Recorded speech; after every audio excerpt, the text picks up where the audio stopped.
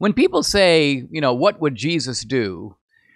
This question is always a little bit peculiar because Jesus is, even as he is fully human, he is also fully divine. Now, we are not. So if you say in this situation, hey, Lazarus is, dead, what would Jesus do? Bring him back to life. Well, are you going to do that? Am I going to do that? No, we're not Jesus. We don't have that kind of power. We get our power through Jesus, but just the fact that we get it through Jesus means we are in a very different position than Jesus.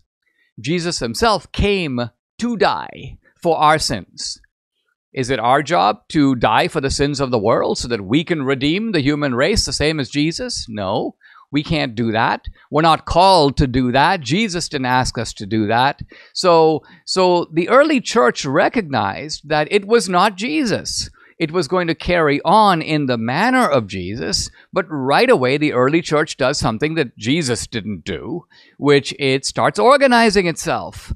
It starts creating organized communities, which are then in communication with each other.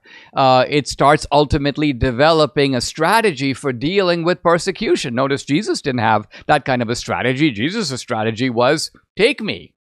Yes, I'm yours. And I will submit to your persecution. Ultimately, the apostles too submitted. But once the church became the sort of dominant force in Rome and ultimately in Europe, it was forced to reconstitute itself.